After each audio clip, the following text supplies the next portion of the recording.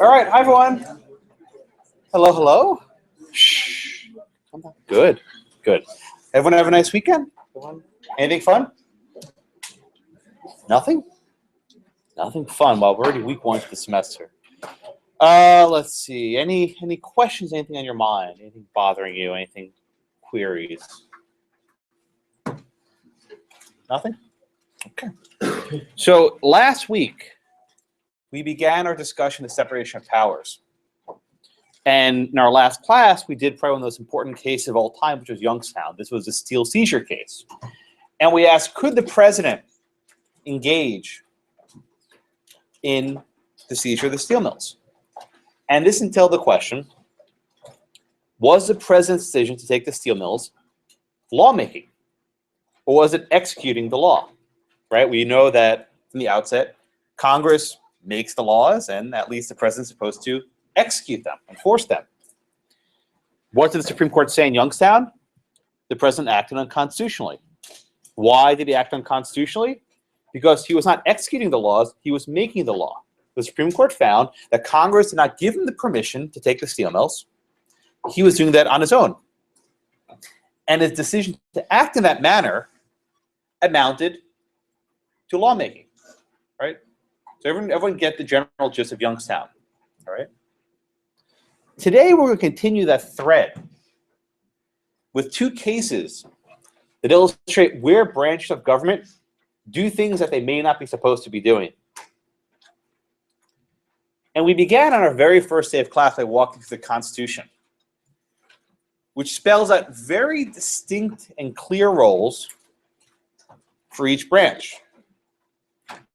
The problem is the Constitution does not define what those roles mean, right? And I will walk through this with you. So the two cases today, the first one, INS v. Chadha, involves the Congress exercising something that looks an awful lot like a veto. But we know the president has the veto, not Congress. The second case, which is Clinton versus City of New York, this is a case where the president is able to effectively change laws he doesn't like. This looks a lot like making law, things that Congress would do. Or is it? And I'm very glad in these cases they print the dissents, because I think all the dissents are pretty good and the majority opinion is pretty good.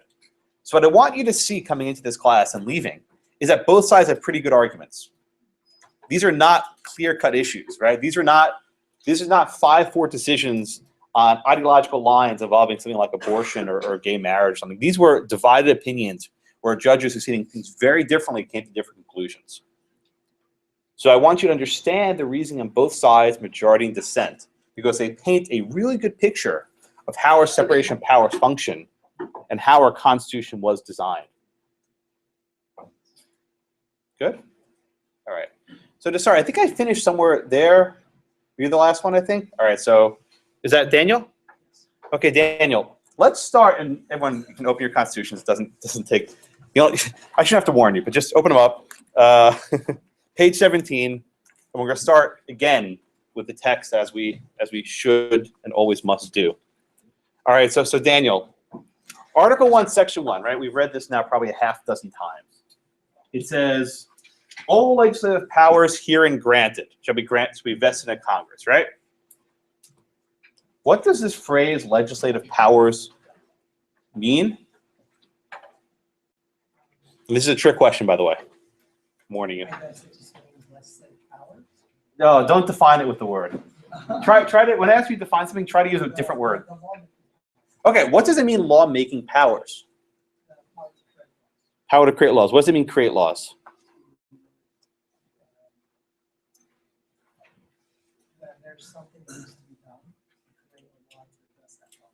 Okay, that's not bad. That's not bad. What about you? Is that Luis? Yes. Luis, how do you define legislative powers? How would you give meaning to that phrase? I guess the ability to create some kind of rules or a framework that citizens have to like. Okay, good. All right. So, and that's is it Ryan? So Ryan, tell me, sir, based on this, it says all legislative powers herein granted. Does that mean that there are any legislative powers elsewhere that may exist, based on the first 5 words of that sentence? Based on the first 5 words, no. Okay.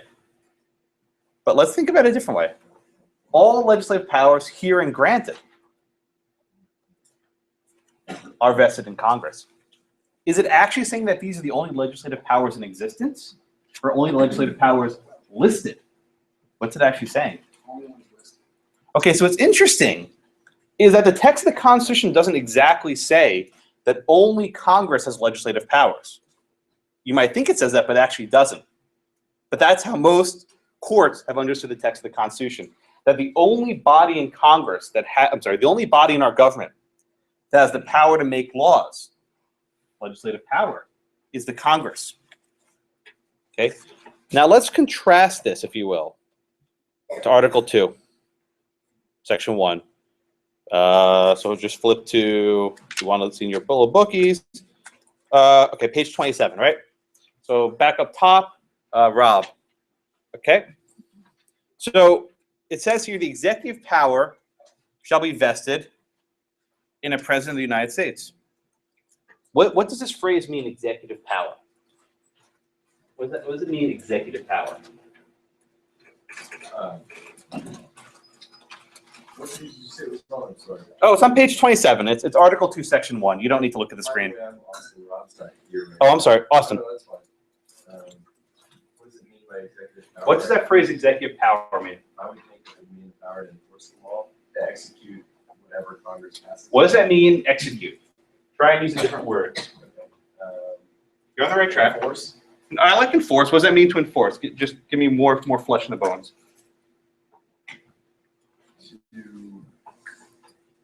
To ensure that they're properly enacted. That's not enacted. Better. Who enacts laws? Okay, good.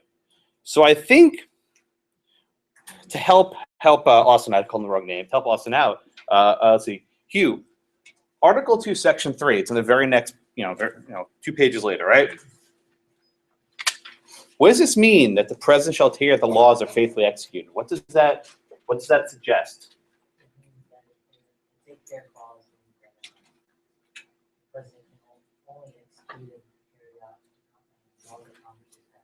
Okay, good.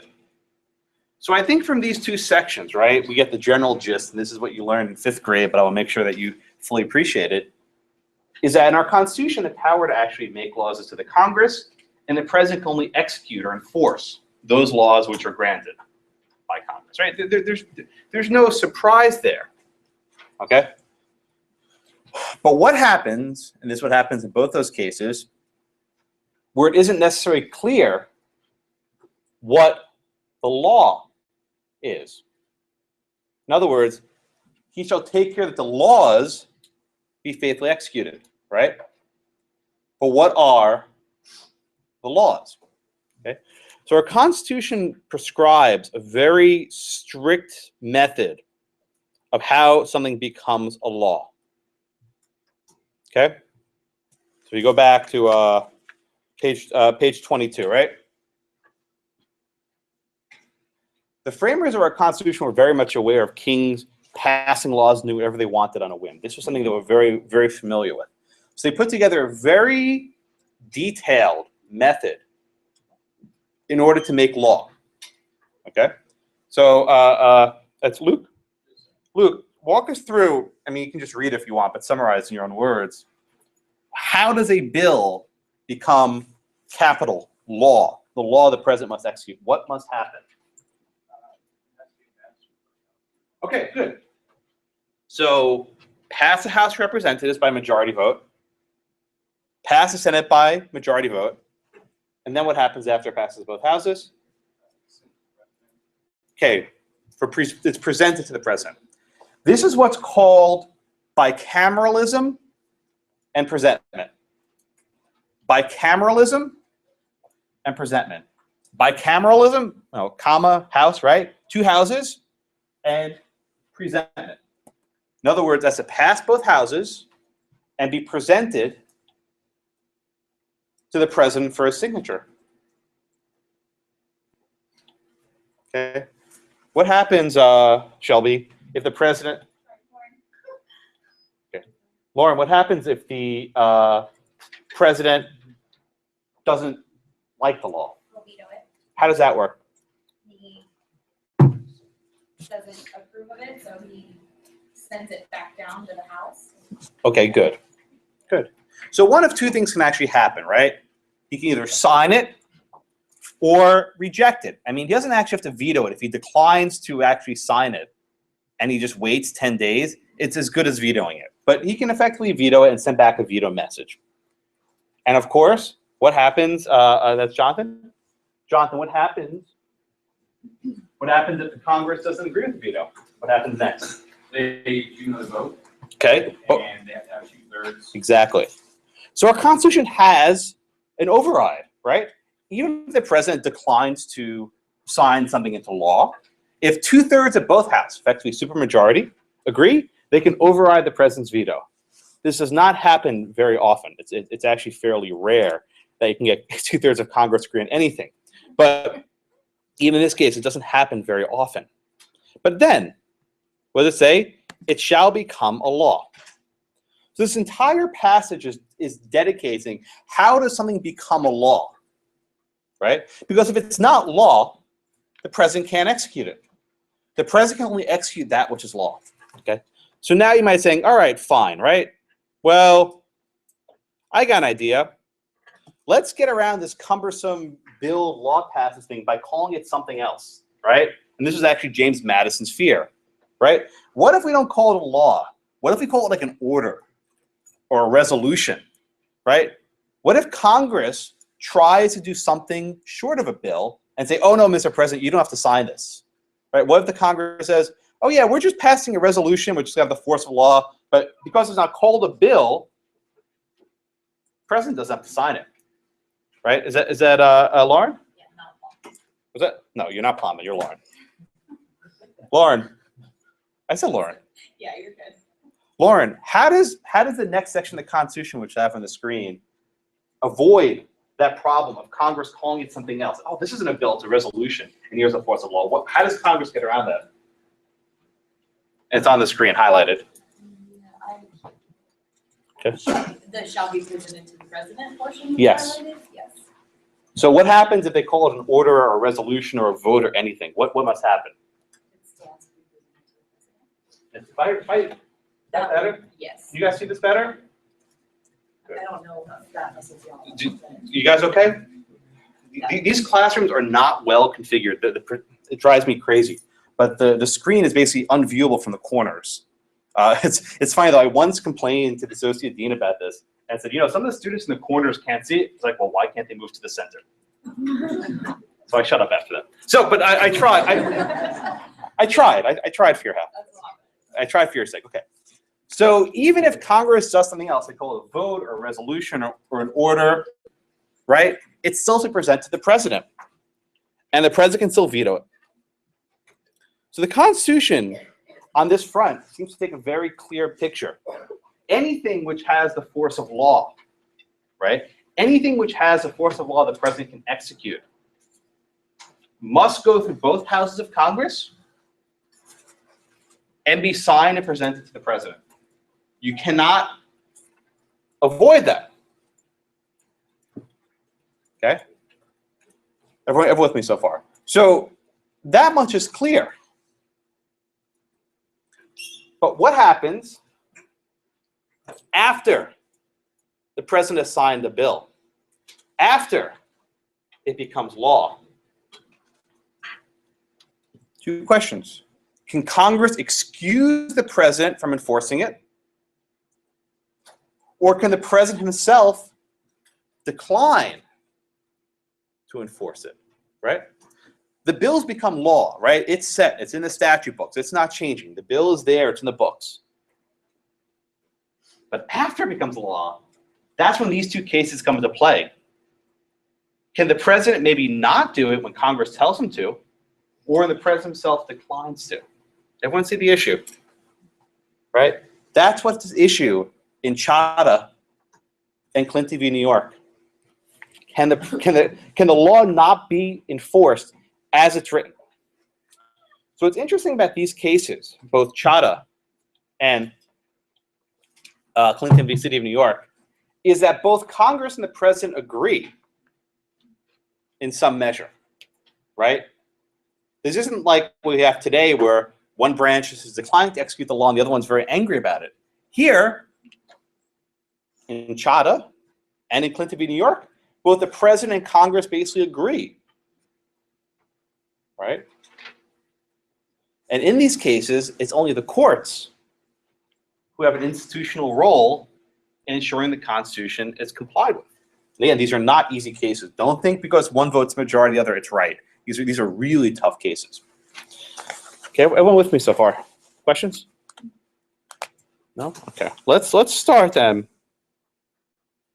with Chadha.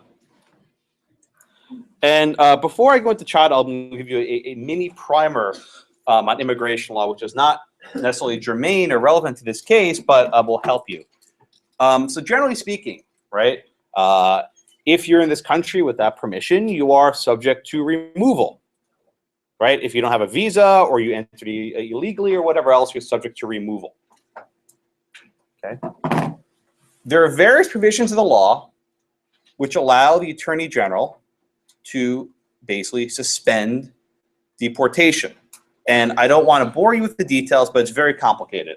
And there are a lot of really strict rules that's complied with. You have to show a hardship. You have to show asylum. You have to show you're a victim of torture. You have to be maybe a battered woman. I mean, there's more exceptions than you can count.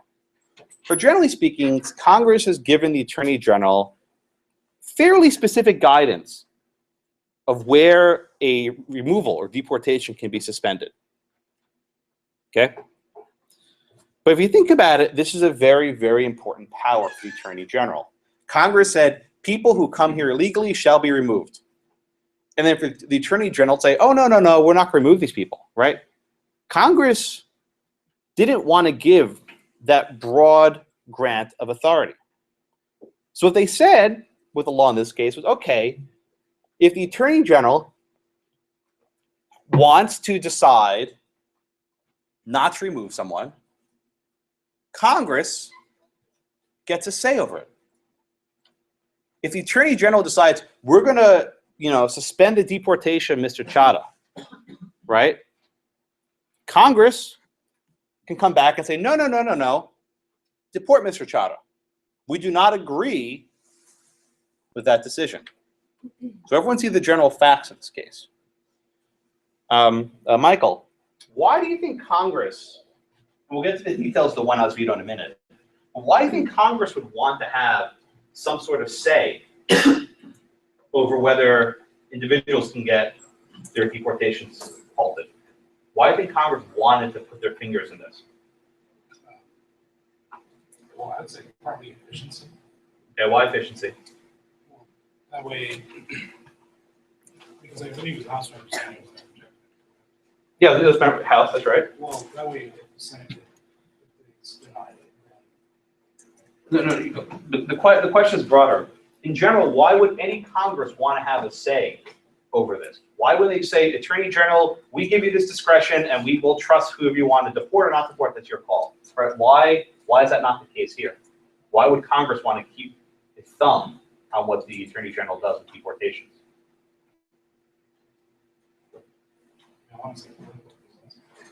Well, what do you mean? What do you mean political reasons? Let's try. Let's see. Is that Sarah? Sarah, who writes the immigration laws? This is not a trick question. What? Who writes the laws? Oh my. Which branch of government writes the laws? Congress. Right? Yes. Communities don't write laws. Congress writes laws. So when Congress writes a law saying you shall deport so-and-so, right? You shall remove them if these conditions are true. They generally want that law to be enforced, generally speaking, right? Okay. They gave the Attorney General the power to halt those deportations, right? how do you think that power to hold people complies with what generally Congress wanted? If Congress generally said we need to deport people, and the Attorney General said, no, we'll put them on hold, what do you think Congress would think about that? I think it's going against their will since they wrote something in the petition and the Attorney General was trying to. Good, right? So generally speaking, when Congress passes a law, they want it to be enforced. Otherwise, they wouldn't have written it, generally speaking. So they say, listen, we realize there may be some cases where on a case-by-case basis, there might be some compelling reasons why this person should not be removed, right? So we'll give the Attorney General that discretion. But we will check that discretion with our own congressional power. You see? Congress doesn't just give congression freely.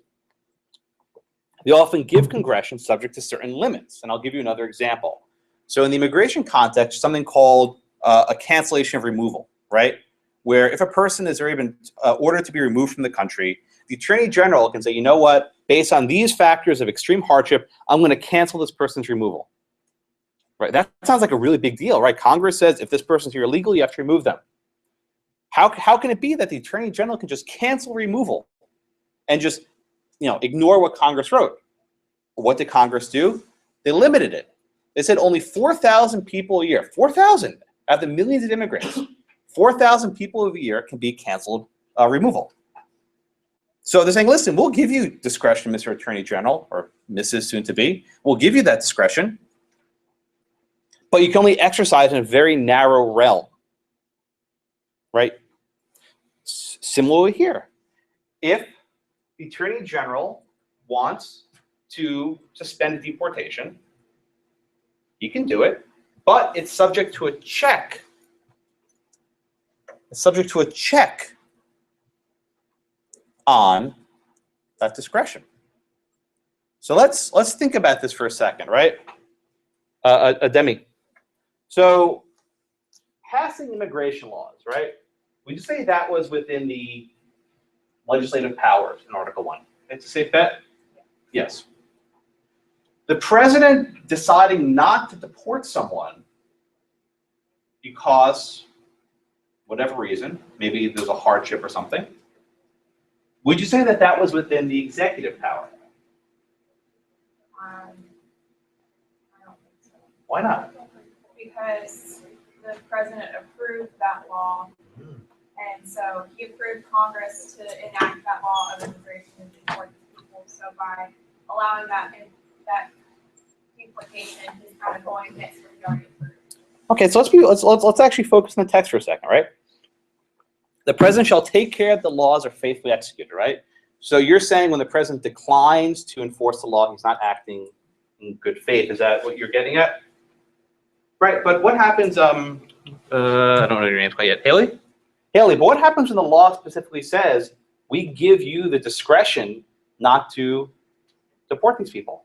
Isn't the president executing the law with the discretion given to him? Well, I think if he can use his own discretion, he should still look at this section 3 and think, okay, what am I doing an injustice to people? How is this way to use my discretion? Okay, so if Congress gives discretion, right? If Congress gives discretion to the president, Congress says you can suspend the deportations, right? Sam, is the president still executing the law if this discretion was given to him?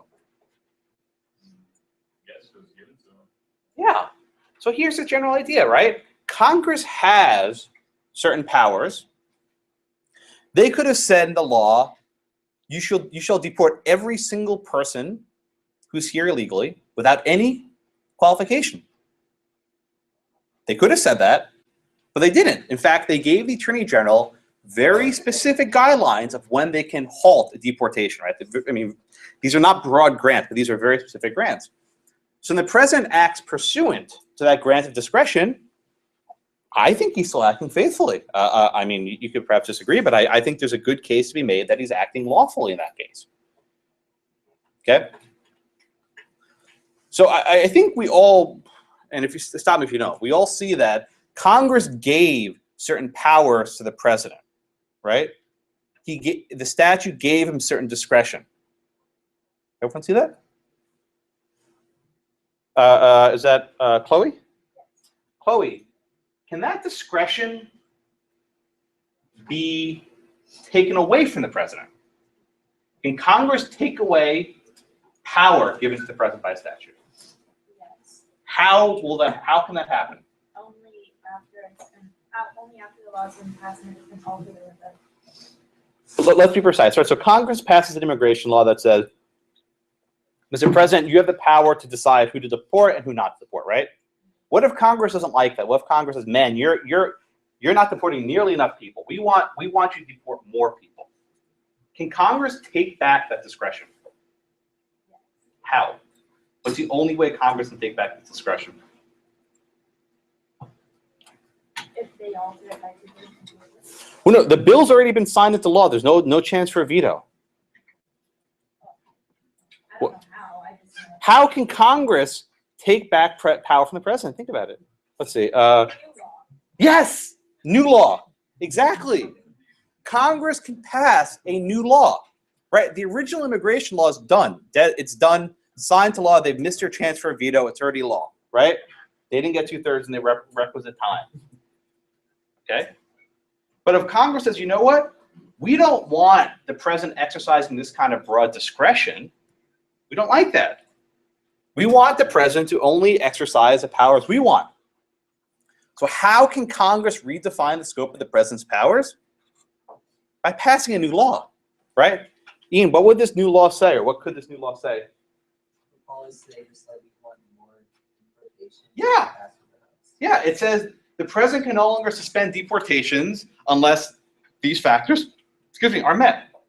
Now, Ian, do you think the president would be willing to sign that bill into the law? Sorry? Probably not. He would probably veto it, right? So this is the problem. I shouldn't say problem, but this is the dynamic, right? Once Congress gives some certain power to the president, it's virtually impossible to take it back. Once Congress delegate, the word we use is delegates or transfers, right?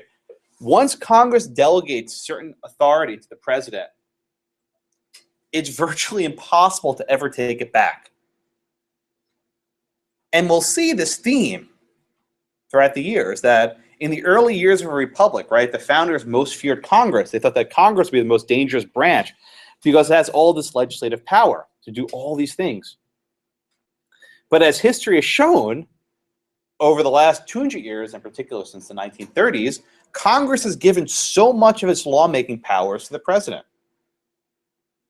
Congress has delegated so much of their authority to the president that it's become virtually impossible for Congress to check anymore because they've already given all the authority up. When you give the president so much discretion, at some point, the president isn't just enforcing the law, he's making law. So this is the backdrop of the case, right? Congress, by the 1970s, said, oh, crap, right? We've given so much discretion to the president to deport or not deport people that our own laws are not being complied with, right? So we got an idea, right? We have an idea. We can't do, as Chloe said, we can't pass this new law that takes all this power back from the president. He'll veto it, right? So let's try something else, right? Let's say, okay, Mr. President, in the general case, you can suspend deportations if you want, but Congress has a veto. Not just Congress, one House of Representatives can undo that. This became known as the unicameral, uni meaning one, right? Unicameral veto. Embedded in this immigration law was a provision that allowed one House of Congress, either the House of Representatives or the Senate, to effectively reject the president's decision not to deport someone. Right? Through this one House veto, majority in one House could override the president's decision not to deport. Okay. So we have here the case of Mr. Chadha. That's him, Jagdish Chadha. He was a graduate student in the United States. He was a foreign national. He was of Kenyan. Yes, ma'am. I just have a question, like when the House of Representatives has that veto, the unicameral veto, does that still have to go to the? Oh, we're getting there. That's why it's unconstitutional. It doesn't, but we're getting there. Give me like 3 minutes, okay? I promise. Couldn't you just do a statutory cancellation and be like, sorry guys, like you can't. What do you mean statutory cancellation? Like after it's become a law and they decided they don't like it, so they're writing new one, and there's presentment, you can cancel a part of that. Who's he? President, Oh, is that the second case? Is that the line item veto? what? That's the line item veto. We'll get there later in class. I promise your questions will be answered. I promise. Okay. So let's focus on Chadha for a second, right? So he was of Kenyan descent. Basically, he didn't want to go back home because Kenya declared independence. And eventually, the government found him that he was living here illegally, and they said, "Hey, buddy, you're subject to removal." And he says, "You know what? Yeah, I am. I mean, I don't have any legal basis to be there." He conceded that he had no asylum claim. There was really no reason why he should stay. But the Attorney General, for whatever reason, we don't exactly know, decided, you know what? Under my authority, under the discretion given to me by this immigration law, I am going to halt the deportation. I'm going to suspend it. Everyone knows when I say suspend, I mean stop. It means basically to halt. Someone in the House of Representatives didn't really like this decision. For reasons I do not know, one guy, a representative from Pennsylvania, raised his hand and said, you know what? We need to send this guy home. We need to deport him. We need to remove him. We cannot have him here. Why? I don't know. Whatever. So basically, there were 6 people that the House of Representatives decided had to be removed. And so a majority of the House, the vote wasn't even recorded. The majority of the House said, you know what? Mr. Chadha and 5 other people have to be removed. We are revoking the Attorney General's discretion to suspend the deportations. Okay? So, Connor, by this one House veto, was Congress at all changing the law? Yeah. So let's be very precise here. So the law in the statute books, like there's a law in the books, right? Did that law change? In this case, by Congress using the one House veto, did the statute actually change at all? No, the statute did not change. What changed? The delegation of power to determine who gets to not be deported. Good. I like to use the word delegation. What Congress actually did, if you can imagine, they reached over to the president and they said, yoink, right. They basically took very specific grants of authority, very specific grants of discretion, only for these 6 individuals. They said, you know what, Mr. President, we gave you the discretion to deport these people, and now we're taking it back. We gave you this discretion, but we don't like your exercising, so now we're taking it back. Jacob, is this understandable? Like, do you get why Congress would want to do this? Well, which way was the power grab? Why was that power grab towards the House necessary? What happened before? Think about it. By whom? Be more precise. I think you're on the right track. What happened before the legislative veto that necessitated this, what you call a power grab? And this was Justice White's dissent. Everyone flips. I get this nice breeze. This was Justice White's dissent. What preceded? What came before the one House veto? That historically the legislative veto had not been used by Congress where the itself. don't read. Talk to me. Talk to me. So what happened beforehand? Okay. Is that Christian? Was that? Christian, what happened before, and this was a thrust of Justice White's dissent, what happened before that made Congress so nervous about having so much discretion in the presidency? What happened before? Well, I'm sorry? Who gave more power? Well, no. As the president, did the president take the power?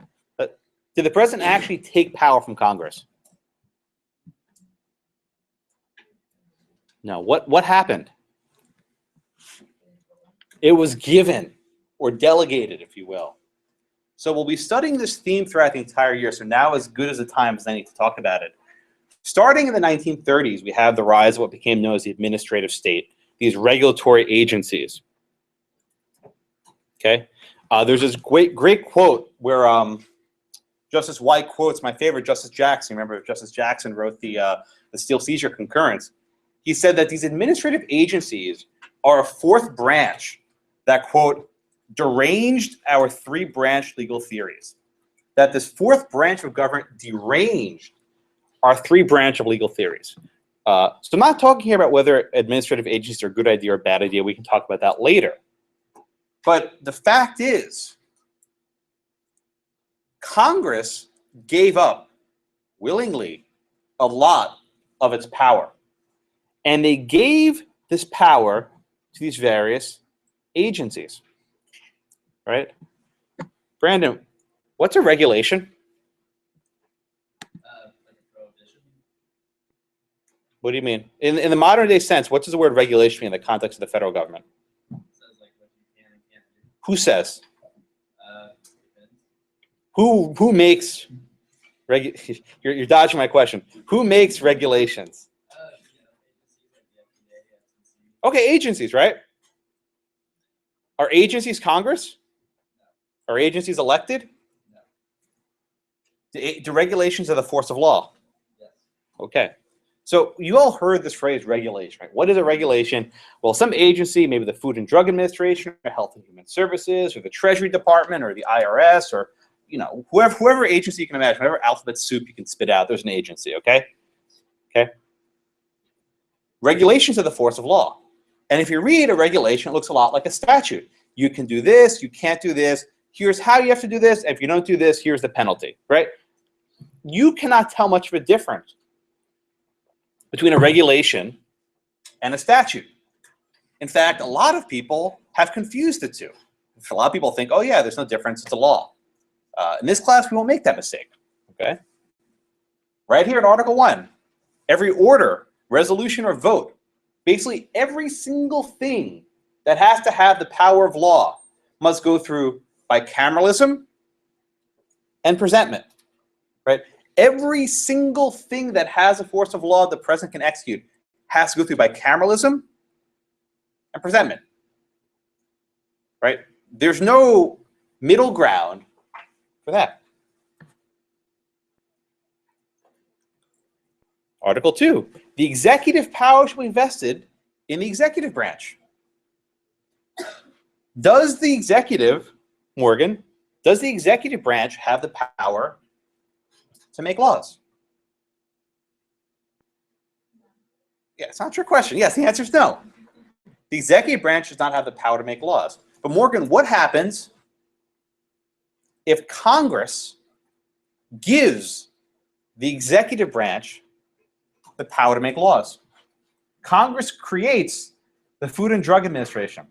And Congress tells the executive, you can appoint these people who can pass regulations, and these regulations are the force of law. Can Congress give the executive branch the power to make laws? I believe so. I Okay. think that's, under the Article 1 that lists Congress's powers, I think that they have the ability. Okay. So this is actually a tougher question than you might think. The answer is actually difficult, right? Can Congress give up their legislative powers? Can Congress delegate to the executive the power to make laws? As a matter of originalism, and if we talk about what the Constitution was designed, the answer is probably no. The answer is almost certainly no. But that ship has largely sailed. That ship sailed a long time ago. This is the phrase Justice Scalia used in his dissent in the Clinton case. So today, the Supreme Court has basically been saying for the last 70 years, yes, Congress can give legislative powers to the president. We'll discuss the details of that later. But there's something which we'll talk about called the non-delegation doctrine, which was mentioned in a few of the dissents, but they didn't actually define it. The non-delegation doctrine basically means Congress can't give pure legislative powers to the executive. Right? Congress can't hand over the legislative powers to the executive. It can do stuff like that, but it can't give all legislative powers. Yeah. We'll get to that in about 2 weeks. Right? We'll get to there about 2 weeks, I think. But for now, what you need to know is that Congress has given so much authority to the president. That's what happened since the 1930s. That with the one house veto, they're saying, you know what? Enough is enough. We're going to take back some of our authority, right? We've given the president this broad authority. You know what? We're going to put our foot down. We're going to put our foot down and say to the president, no, you do not have this authority anymore. Everyone see that? So Lauren, if you think about it in those terms, how does the one house veto actually operate? What is it exactly doing? It's basically bypassing Article 1, Section 7, whatever it's saying that it has to go through 2 houses and be signed by the president. It's basically saying that the House can create and then veto its own bill without ever going. That's exactly right. Article 1, Section 7 is the only method by which law can be made. Put aside the administrative agencies for a second because they don't comply with the Constitution, right? But Article 1, Section 7 is the only way laws can be made. The only way power can be given to or taken away from the president. There's only one way Congress can give or take away powers from the president. Pass the House, pass the Senate, signature from the president. For anything to become law, you need bicameralism and presentment. And that's what the Supreme Court holds in this case. The only way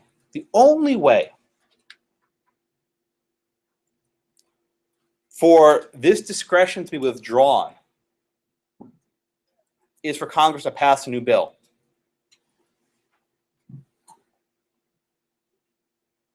Okay? Therefore, the unicameral veto violates Article 1, Section 7 because it does not have bicameralism and presentment.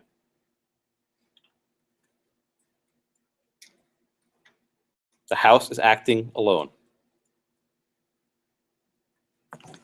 Okay?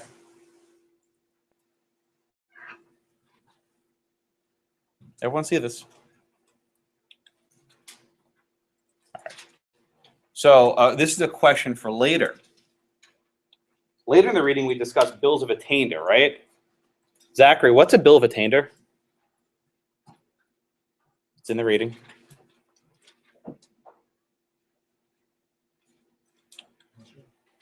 What's Jonathan? What's a bill of attainder? Basically, Congress is power to single out one person and make a law for this case without one person. Right. So, for example, Congress passes a law saying that Jonathan shall be subject to a $100,000 fine because we don't like him.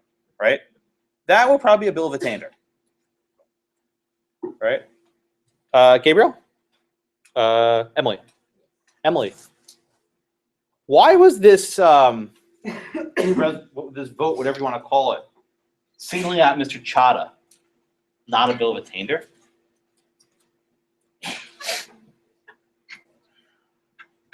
Because a bill of attainder, doesn't it like come after the fact? You think of ex post facto. Oh.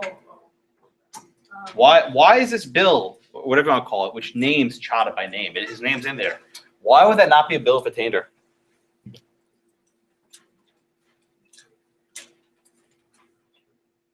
I'll give it a stab. Would it be because there was other immigrants as well as Chadha? Oh, they named 6 people. Why wouldn't it be a bill of attainder for each of them? Yeah. Because they weren't accusing him of a crime. Doesn't the bill of attainder only apply if they're accusing him?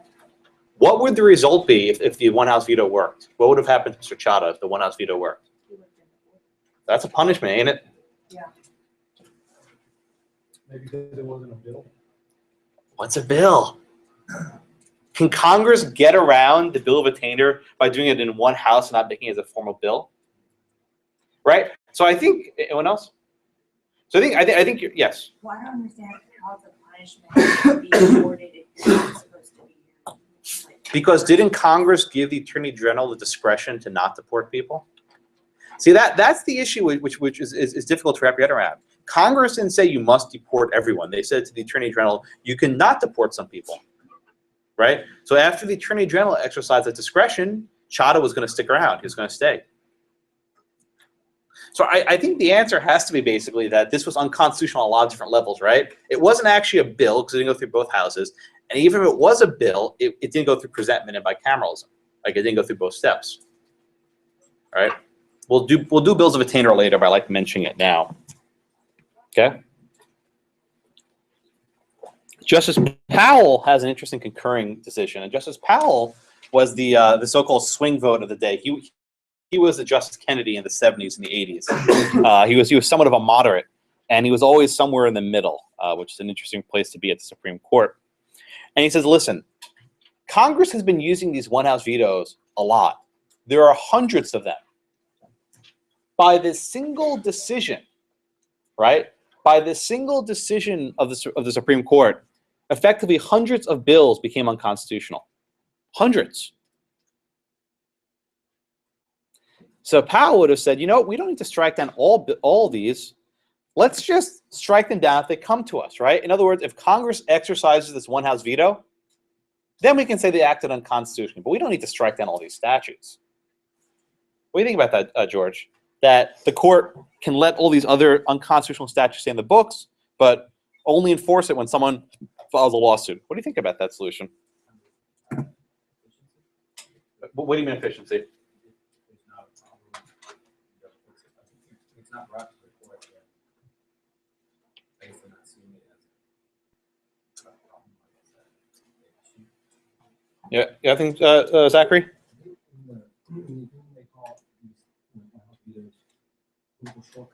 Ooh. Oh, perfect. Right. So I think Zachary makes a good point, right?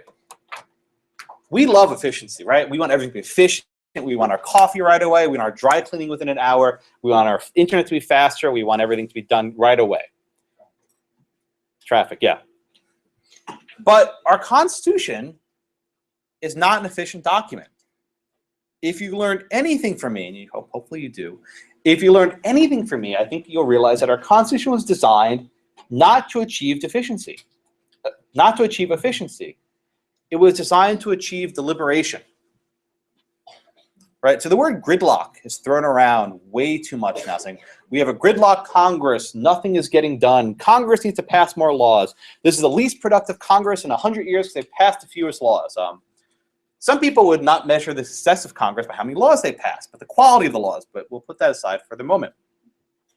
The fact that Congress isn't functioning is largely a product of the people who send them there are not functioning. We have a serious gap in agreement on a number of very important issues. So it's not surprising there are no bills. I use this statistic as a fascinating one, which is very interesting. So every year there's a general survey done where they ask people questions like, you know, who would you want your daughter to date? Who would you want your son to marry? Things like that. And for a very long time, they've been asking the question of, would you want your child to date or marry someone of the opposite race? And thankfully, that number has been decreasing every single year, meaning at this point, it's only a very small percentage of people polled saying, I would not want my daughter or son to marry someone of the opposite race. I think that's a beautiful tribute to social pride. Another question is, would you want your child to marry someone of the opposite political party? Whoa. So if the parent is a Democrat, would you want, or if the parent's Republican, marrying a Democrat? That number is increasing. So as our society is becoming more racially tolerant, which is a beautiful thing, and they'd be okay with their child marrying from the opposite race or a different race, people are becoming politically intolerant and that they don't want their kid marrying some of the opposite political party. This is what Cass Sunstein's called partyism. It's not racism, but it's partyism. And we don't need to get political debates here, but we can recognize that there are certain aspects of gridlock that are inherent when people don't agree or like each other. And the problems in Washington are just a manifestation of bigger issues. And we'll hit this theme over and over again. So yes, as Zachary said correctly, we do not have an efficient constitution. And when people don't agree, you have log jams, you have gridlock, and things don't get done. And I personally don't think that's necessarily a bad thing. Now, people want laws to be passed, then they can find ways to compromise. If you can't compromise, you maintain the status quo, which is effectively where we are. And we'll talk about immigration in particular later. So that's Justice Powell. Justice White's dissent, which we discussed already, I think makes an important point for all the wrong reasons. He effectively says that, listen, Congress has given so much of their power to the president, they're just trying to take some of it back, right? The president's playing fast and loose for the Constitution. Why can't Congress? That's effectively what he's saying. The president's exercising all these legislative powers. Why can't Congress try and dial that back? I think the answer to Justice White's dissent is that maybe Congress shouldn't have given all these powers in the first place. Maybe Congress shouldn't have given all these powers because when they gave up their powers, they no longer have the authority. This is like, you know, when you do something for all these years, you think, oh, it'll be really easy for me. And then you get to the point at the end where it sucks. You know, like you put a lobster in a pot of water, and you start with the water being nice and cool, and you gradually raise the temperature and raise the temperature. And by the time the lobster realizes that he's in boiling water, he's about to die. I think it's a similar analogy to Congress, right? For all these years, they placed their faith in the executive, saying, oh, we'll give you this power, we'll give you this power. Easy for us, right? We don't have to regulate drugs, right? We don't have to make health regulations. You pass these silly regulations, not our problem. And now it's like, oh crap, what do we do, right? What have we done? And I think over the last 20 or 30 years, you've been seeing this like gradual, now building up strongly. It's like, oh man, what did we do? What powers did we give up? How the heck can we fix this? Let's do this. Let's file lawsuits, right? This is going to be the defining theme for the next probably decade, right? Congress trying to reclaim the mantle from the executive. I don't know how it's going to turn out, but it's going to be ugly. Raise your hand. Yeah, questions?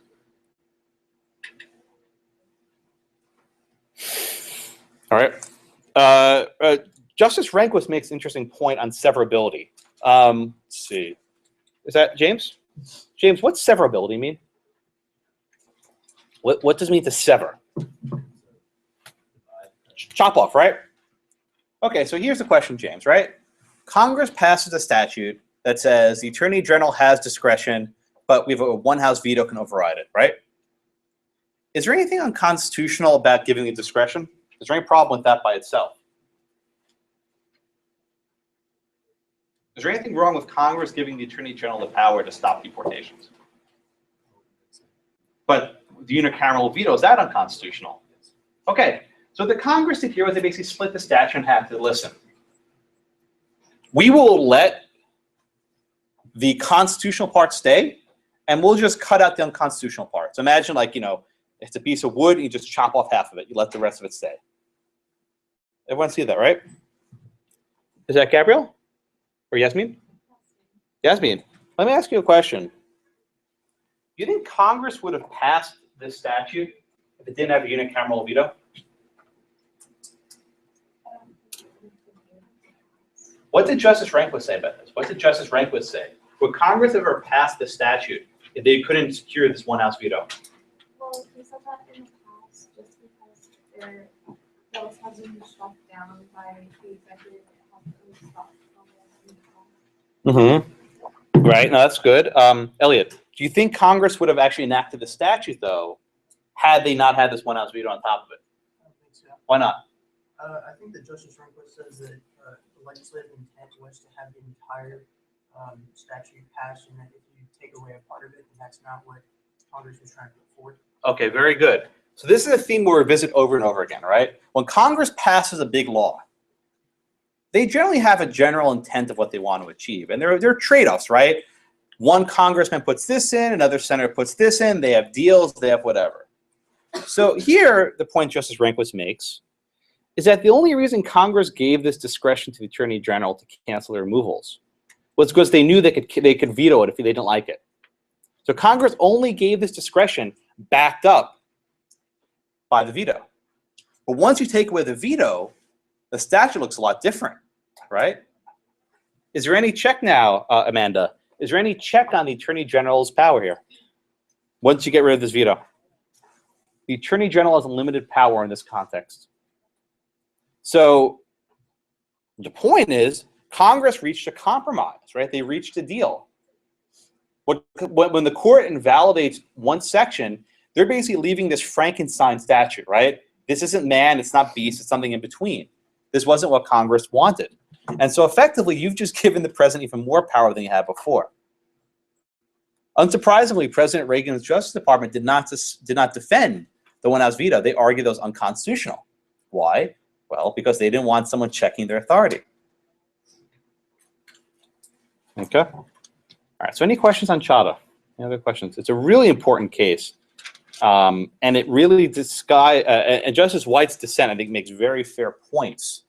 That, listen, the president's been playing fast and loose. Why can't Congress play fast and loose? Right? Why do we have to be so strict with the text of the Constitution? Why can't we be more like Justice Jackson and say, you know, how does Congress act? How does the president act? Let's take what might be called a functionalist approach. Like, let's look at the results. Don't worry about the, you know, what an order is or what a bill is. Okay. So questions on this case? And in case you need to know, after this case, Chadha became a citizen, so he got his citizenship. Yeah. So after the House, I guess, decided to report Chadha, the executive went ahead and decided that they were going to comply with that. Is that how it happened? Repeat your question, please. Once the House decided that they wanted Chadha deported, INS went ahead and well, they initiated the removal proceedings, right? in accordance with what the House wanted. Yes. But at that point, Mr. Chadha went to federal court and said, hey, wait a minute. This one-house veto is unconstitutional. And what was his standing, or how did he have standing? He was about to be removed from the country. That's pretty good standing. Yeah. Yeah. Basically, if this one... Oh, you don't have to be a citizen to have standing. Basically, he said, listen, the Attorney General said you can stay, right? The Attorney General said I could stay. But this one-house veto, which said I have to be removed, was unconstitutional. Therefore, if this is struck down, I get to stay here and become a citizen. So effectively, he did that. What's interesting is that this case was brought in the Ninth Circuit Court of Appeals. Do you know which judge wrote the opinion in the Ninth Circuit Court of Appeals? A guy named Anthony Kennedy. Yeah, who was a Ninth Circuit judge and later appointed to the Supreme Court. So he was basically saved by Justice Kennedy and then by the Supreme Court.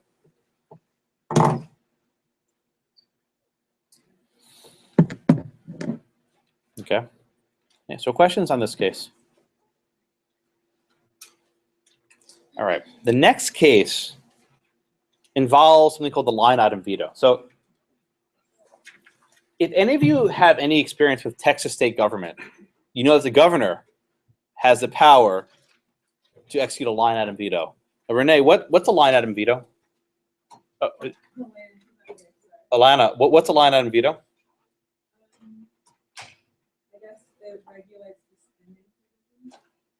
More broadly, what does it mean to have a line item veto? Says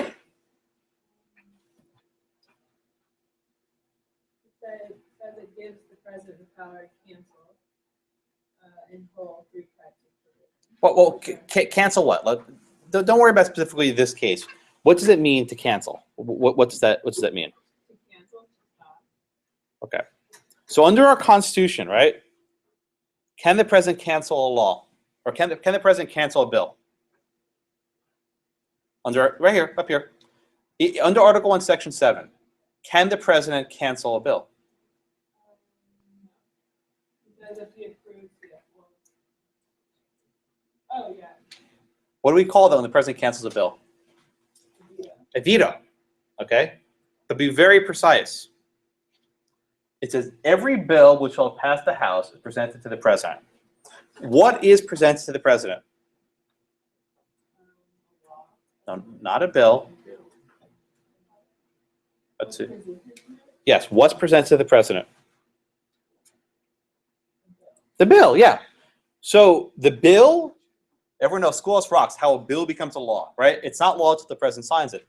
So the bill is presented to the president. And is that Jennifer? Yes, sir. Jennifer, is the bill presented as a whole or as separate parts to the president? As a whole. Does that have to be the case?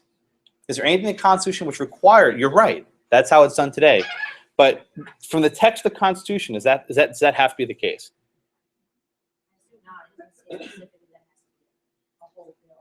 Okay. This actually question is not, it's not entirely guided by the text, but I think it's a pretty good case, right? Every bill which shall have passed the House, it meaning singular, right? One. If he approves, he shall sign it. So I think the best reading, and it's not the only one, but the best reading is he approves the whole bill. He approves the whole bill. Right? Megan? Megan, what happens if the president doesn't like certain portions of the bill? Let's say the bill has 3 provisions. He likes 2 and doesn't like the 3rd. Can he veto, based on the plain text of the Constitution, the entire bill? Is there any problem with vetoing the entire bill? Can he decide to veto the one provision he dislikes?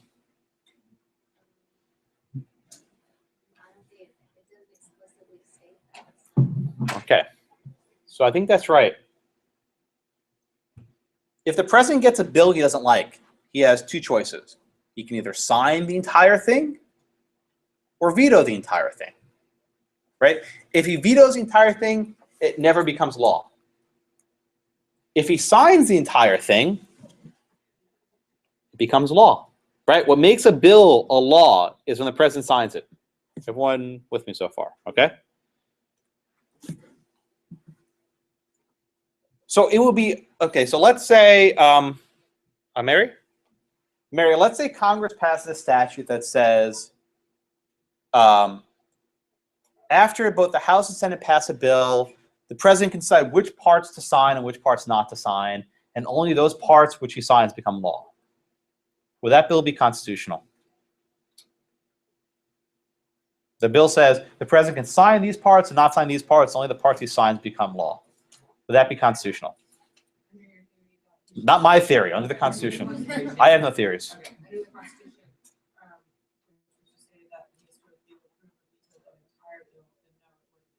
Right, because every bill which shall pass the House shall present to the law, right? Let me ask a question to, is that Crystal?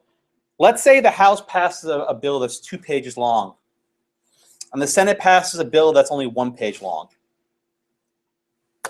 and the president signs one that's 2 pages long. Is that bill law? Why not? The same bill, right? You have 2 different versions of the bill. One's a page, the other's 2 pages. Unless both houses of Congress agree to the same exact bill, it's not law. The beauty of this section of the Constitution is that all branches of government have to agree to the exact same text. If there's even 1 word difference among the bills, it's not valid. The president can't sign it. If there's some missing words or the paragraphs are different or they change whatever, it's not law. So I think Mary's correct. Congress cannot pass a law saying the president can decide to sign this and not sign that. But that's not exactly what this line item veto act does, right? Is that Connie? Connie, how does this line item veto act work? What does it actually do? It enables the president to pick and choose what he's going to enact into law. Okay, that's not right. I'm glad you said that, okay? Okay. Does the president have to sign the entire bill into law first. Before even get to the line on veto, does the president first have to sign the bill into law? I hadn't thought of that, but I guess we'd have to sign that into law And then, yes. the line item veto. Good, exactly. Thank you, Connie. That's exactly right. This isn't the case. For example, the governor of Texas, right? He has the power that after the Texas legislature sends him a bill, he can say, I like this, I don't like this. He can just check them off. Whatever he signs becomes law. Whatever he doesn't sign goes away. That's how the Texas governor works. And a lot of governors have that power. But that's not what the Line Item Veto Act actually did. In fact, the name of this bill, the Line Item Veto Act, probably rendered it unconstitutional because it didn't actually even do that. This is Scalia's point, right? Scalia has this great line where he says, the bill faked out the Supreme Court, right? The Supreme Court got faked out. I'm partial to Scalia, but he might be right here, okay? So what happens here? Congress in 1996 or 7, whatever it is, passes some sort of budget. President Clinton signs it into law, okay? Vicky, is that bill that President Clinton signed now the law? Is there any question about that? No. There's no question, right? No question, if he signs it. Congress passes it, Senate passes it, President signs it, it's law, period, right? Right. Okay. So now under the Line Item Veto Act, what happens next? Line item veto, he would go through and veto the sections that he doesn't. So let's not use the word veto, because I don't think that's an accurate thing. Let's actually describe what does the president do after the bill is signed into law? What's actually being done? Sever, would that be a better word? How Sever? about cancel? Cancel, Okay. okay. Well, cancel's good, right? So what is he canceling? The sections of the bill that he disagrees with. Okay. I like how you phrase that, right? So what the Line Item Veto Act allows the president to do is go through the bill, go through the law section by section, and cancel any provisions that he doesn't want to spend money on. And these are all spending provisions, right? These are not criminal laws, whatever. These are specific expenditures of money. Okay? And he says, you know what? I don't like this one. I'm going to cancel it. What happens after he cancels it, Aleda? After he cancels. After the president decides to cancel a specific provision, what happens? No, but what happens procedurally? What happens when the president cancels it? What must the president do? Write to Congress to have them. Yeah, he must alert Congress saying, listen, I am canceling these provisions, right? And then what can Congress do then?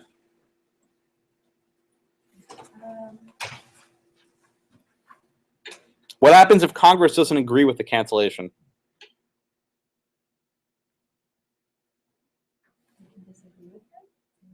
How can Congress disagree with the cancellation?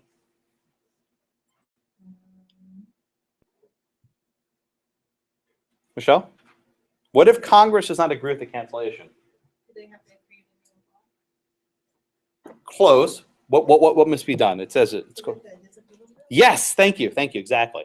Congress can pass what's called a disapproval bill. Michelle, what's this disapproval bill? I think it's a way to decide if it can become null and void, like they take this message and I guess they analyze it. Okay. If both houses pass, right? If both houses pass what's called a disapproval bill, the cancellations are null and void. I know this is a little confusing, so let me walk through this step by step. Okay. So House passes a bill, the Senate passes the same bill, the president signs into law. The president finds a provision he doesn't like, and he cancels it. The president sends a message to Congress saying, hey, I've canceled these expenditures. At that point, both houses of Congress can pass a disapproval bill. And if they pass a disapproval bill, the cancellation is nullified.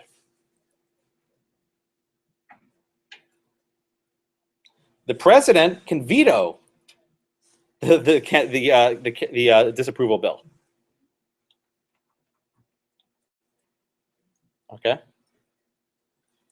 So effectively, what this allows the president to do is cancel expending money it doesn't want to expend, but Congress with both houses can override it. Everyone get that? Yes. Did you say that Congress can veto the disapproval bill? You can. So what's the point of the disapproval bill? Because it will be very unpopular for the president to override Congress twice. He could. Has that ever happened? What happened to the line on veto act? Well, no. Yeah. So, but to answer your question, in this case, the expenditures the president canceled, there was no disapproval bill. Is that your hand up? Yeah. So effectively, Congress was trying to add an additional clause to the Constitution in a way, or maybe not. We'll discuss that.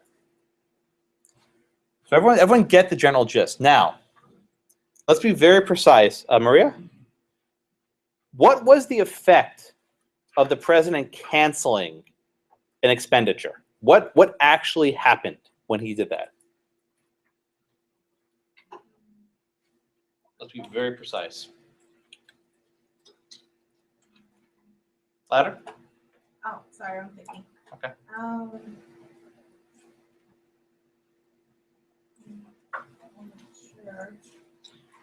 Did the cancellation at all change the law? Oh, no. Did the statute book have a sentence, crossed out in it? Did he, did Bill Clinton go to the Library of Congress and take a red marker and cross out some page in the statute book? What was the effect? What was the only effect of this cancellation?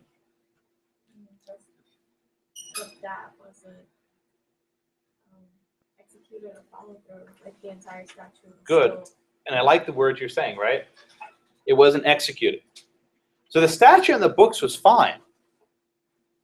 Now, is that Adela? Adela, we said before, right? We've come back to this clause a number of times. Article 2, Section 3. The president shall take care that the laws are faithfully executed. This is somewhat of a trick question, but was President Clinton, by declining to spend these monies, faithfully executing the laws? It's a trick question.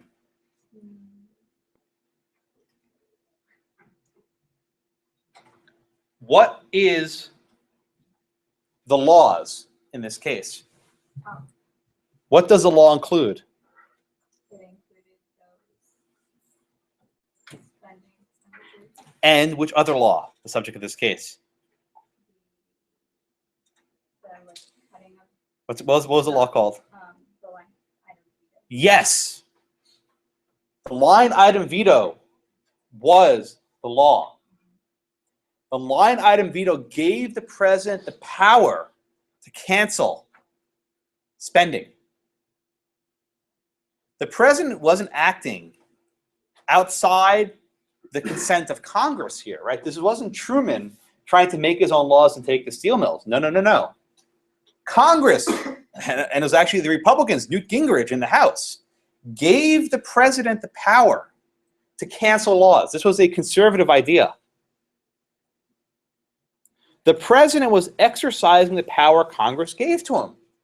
So I think it's absolutely true that President Clinton was faithfully executing the laws. The only question was this law constitutional?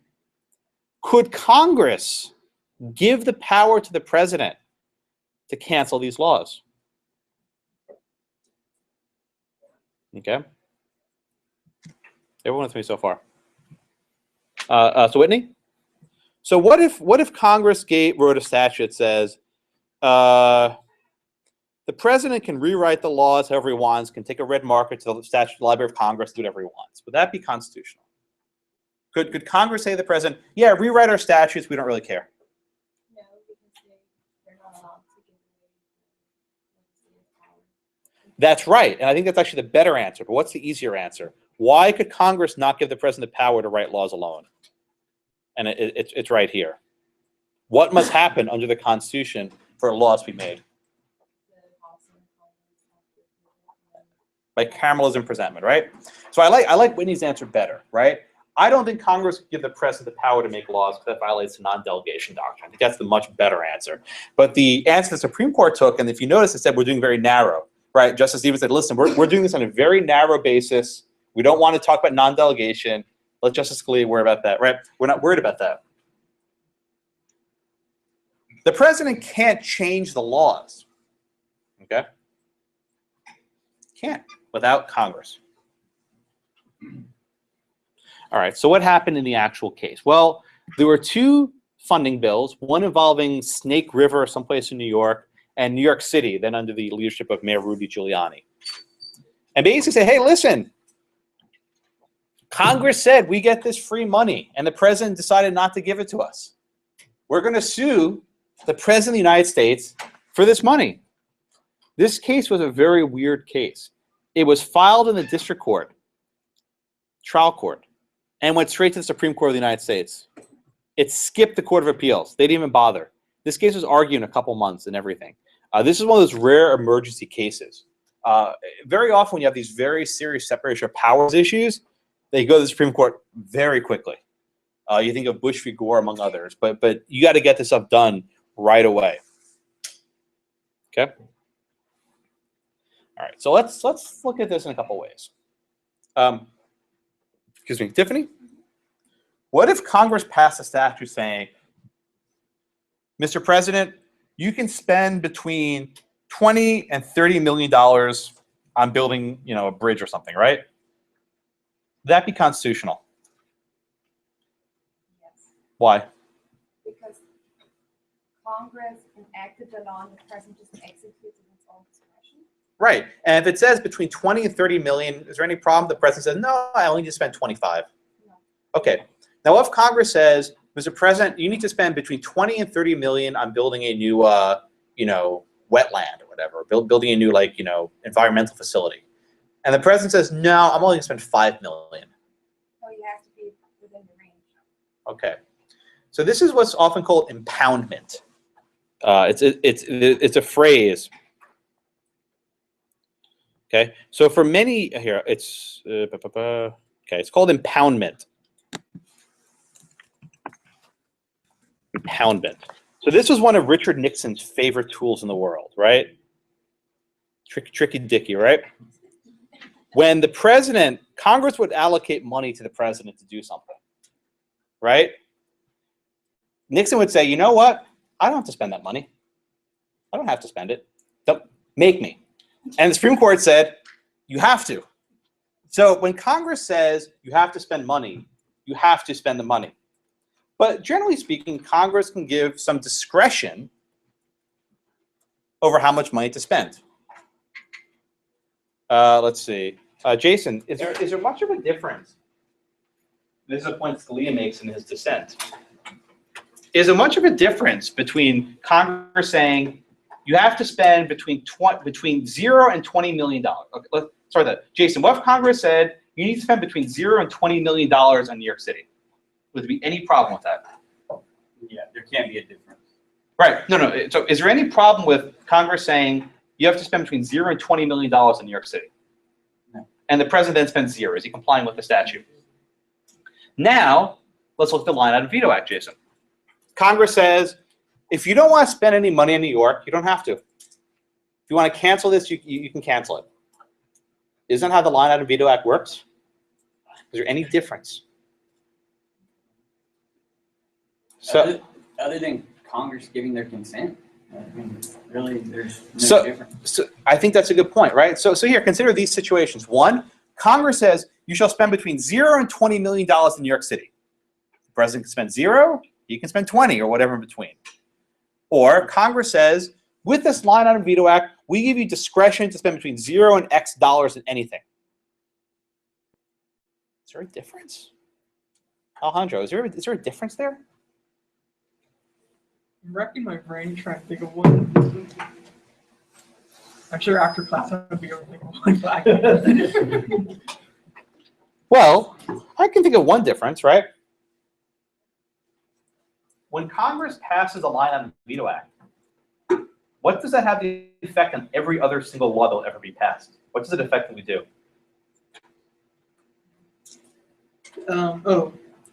The president can just sort of be selective about which provisions he wants to enact. Good. Think about it this way. Once the Line Item Veto Act was passed in 1996, every future spending bill in the history of forever will have in the background that the president can decide not to spend certain things. Right? This law was struck off the books 20 years ago, so it doesn't exist anymore. But imagine if every single spending bill by President, Clinton, by President Bush, by President Obama, right? Every single president can now decline to spend. What do you think this would happen, Sean, to the power of the executive over time? The executive would become more powerful. Why? Because when Congress has to pass the law, they're taking the representatives from all over the country and saying, I want to divvy up $1 million for Miss whatever's garden or whatever. The president would have the ability to say, I'm going to punish this district by specifically taking money out of that district. And so thereby he's able to punish representatives specifically, states in particular. And reward. Correct. Exactly. So I think Sean's comment is exactly right. When Congress passes a specific statute that says you can spend between $0 and $20 million on New York, right? How do you think the people of New York will feel about that statute? They're going to be probably very unhappy with that, right? If you're like Chuck Schumer or someone, right? You're a representative or senator from New York. You're going to be incensed by that statute. There's no way that statute gets passed, right? But if you have in the background this quiet veto power, this quiet cancellation power, Congress passes a statute that says, yeah, spend, $25 million on New York City. And the president says, nah, they didn't vote for me the last election. Not going to do it. Right? I'm going to spend all my money on Texas, President Bush, or President Obama spends all of his money in Illinois, whatever it's going to be. So this gives a very bold power. Okay? So I want you to turn to Justice Kennedy's concurring opinion. Right? Justice Kennedy's concurring opinion is one of, it's a very accurate statement of some of the problems that exist when the separation of powers breaks down. Okay? So in large part, Justice Kennedy is trying to respond to Justice Breyer's dissent, which appears later. We'll talk about Justice Kennedy first. So Justice Kennedy tries to address 2 points. Like, listen, does it matter whether the people want this? Now, again, I told you, this was Newt Gingrich and the Republicans with their Plan for America proposing this, and Bill Clinton, who was not a friend of Newt's, signing into law. Right? These are people who usually will not agree on a lot, but they all agreed that this Line Item Veto Act would be a good deal. Why is this a problem, nephew? Why can't we just let the two branches work it out? Why can't we let the will of the people prevail here? Why can't we defer? What does Justice Kennedy say? He says that, well, he basically starts with by disagreeing, saying that a statute like this would threaten the liberty. Why does this statute, which the people agree with, Congress consents, this isn't Youngstown, right? Congress consents, the president consents. We're in Jackson Zone 1, right? Everyone's in agreement. Why does this threaten liberty, nephew? Why is this a problem? What does Justice Kennedy say? So because they can relocate their own authority whenever they want. They did, but what's the problem? Why is that a problem? Well, that basically opens the door for whatever's on their agenda at that time. Good. Is that Andrew? Andrew, why does Justice Kennedy think that the violation of separation of powers poses such a grave risk to liberty? What is his thinking? Well, it's not the original conception that the framers wanted the Constitution. But why? I mean, I know that's the framers, but why is there such a risk? What is it about the separation of powers that protects freedom?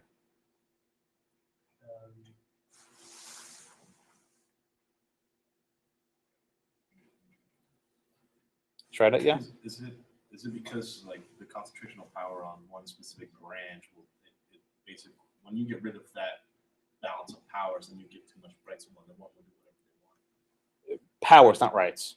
You give power, not rights. Power. You're right. People have rights. You want to give it a stab, Caleb? That was actually kind of what I was, because it said that the intrusive acts of the government will be more or less running rampant whenever you give power to one, and it's not That was part of Okay. separation of powers. I think that's good. Anything else, Brandon? I was just gonna say, basically, the entire point is a separation between the branches to keep them about equal, and if one branch, like the executive, all of a sudden usurps the legislative. All right. Kind of tips the scales in the whole system. Yeah, very good. I think all of you made very fair points. So Justice Kennedy, we'll focus a lot on good old Tony, Anthony Michael Kennedy, not Anthony Michael Hall, in case any of you were wondering, no relation. So Justice Kennedy takes a view that liberty is at stake when one or more branches violate the separation of powers, right? Even if they agree, it poses significant problems. He writes that the separation of powers was designed to implement a fundamental insight. When you concentrate power in the hands of a single branch, it's a threat of liberty. Justice Kennedy cites a Federalist. The accumulation of all powers, legislative, executive, and judiciary, in the same hands is a very definition of tyranny. That when you can be literally the judge, jury, and executioner, that's what it means, right? You ever hear the expression judge, jury, and executioner? You are the executive, legislative, and judicial. You are a tyrant. He also makes this important point, which I will stress over and over again. Far too often, people think of liberty in terms of the Bill of Rights, the First Amendment, right? The Second Amendment, the Fourth Amendment, the Equal Protection Clause, the Due Process Clause, whatever. And Justice Kennedy said that this is wrong, that the conception of liberty embraced by the framers was not confined. Quote, they used the separation of powers and federalism to secure liberty. That was the separation of powers itself that secures liberty. Right? Is it Jocelyn? Jocelyn, how is it that the separation of powers protects freedom in a way the Bill of Rights doesn't? I don't know which case it was that we read, where they sort of talked about how the executive branch has the will and then the legislative branch makes the laws. So if you have both of those together, then you have the executive branch exerting their will and whatever way it makes it. Very good. That was Federal 78. That was very good. Right. When the same body can not only make the laws but execute them, there's no check. So we always take, for example, the First Amendment, right? I think I gave this example before. Congress shall make no law abridging the freedom of speech. Beautiful. Go read any constitution in any third world dictatorship, and I guarantee you they'll have a guarantee of free speech. Won't be worth a damn. They'll arrest you if you speak out against the dictator, but they have a guarantee of free speech. But in our system, what prevents that from happening? It's not the First Amendment. Don't be silly. Don't be so narrow-minded. What prevents it is that who's going to actually enact the law that punishes speech? You have both houses of Congress.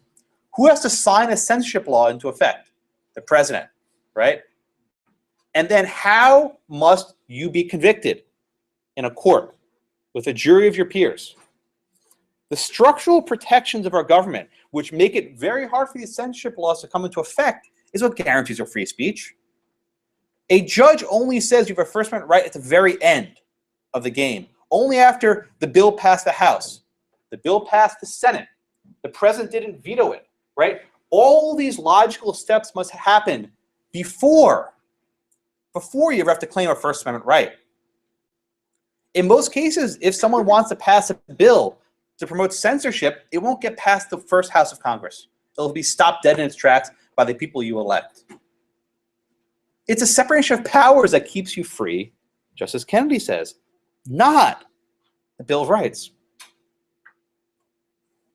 But when you rejigger that, right, when you mess that up, when you unbalance that structure, just as Kennedy says, and you give too much authority to one branch so that the executive can make laws and execute them, the check's gone. The elected branches cannot stop it. And then at that point, who is your last resort? The fallback.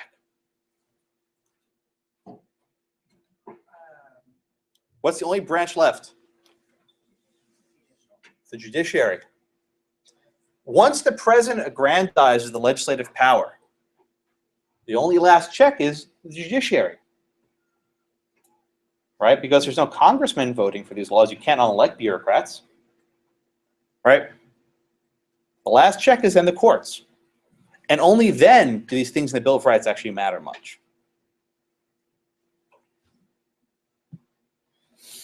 All right. Everyone get that? Questions on that? Let's turn to Justice Breyer's dissent for a moment.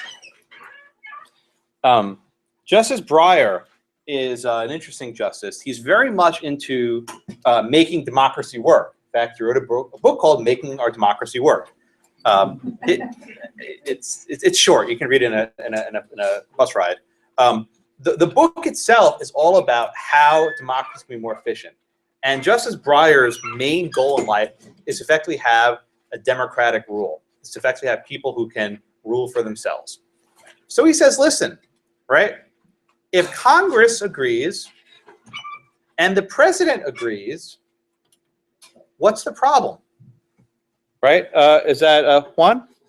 For Breyer, what's the problem when Congress agrees and the president agrees? This is a novel means to achieve some legitimate end.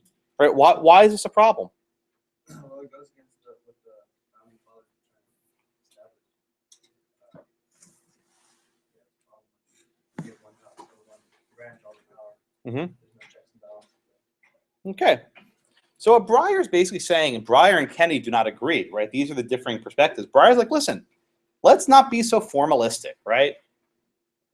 Who cares what James Madison said, which is, you know, what Breyer usually thinks, right? Who cares, right? We have a government which has a lot of money being expended. So maybe in the very first Congress, right, and he actually puts it in there, the very first spending bill from Congress was a paragraph long, right? Is that Patrick?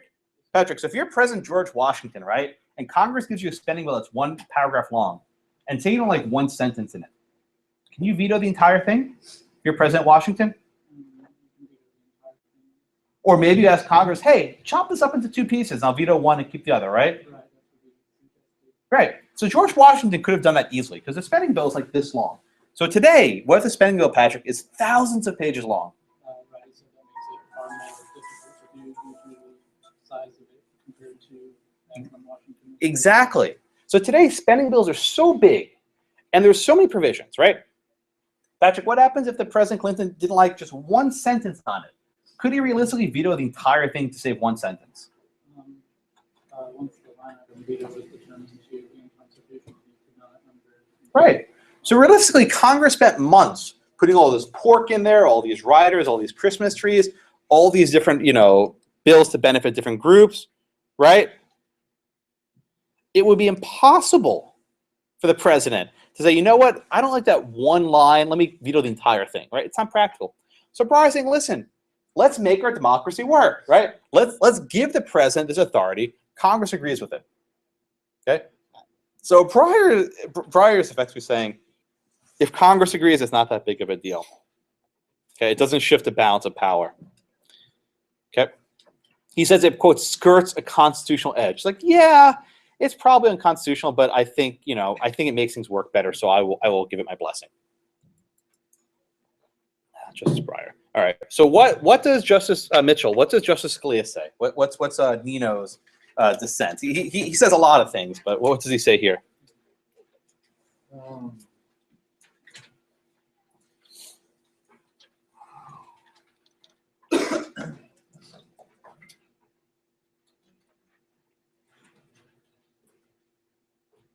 Do you have it? It said that if the line item veto act that authorized the president to decline to spend any item spending in the balanced budget act, and there's not the slightest doubt that authorization would have been constitutional. Okay. So that's right. Thank you. So what Scalia says is, if Congress gave discretion to the president to spend this and not that, said, you know, you shall spend between $0 and $20 million in New York City, no one would doubt that was constitutional. But what happened here is instead of doing it on the front end, they did it on the back end. They said the president can decide for every single law whether or not the provisions put in there to not spend.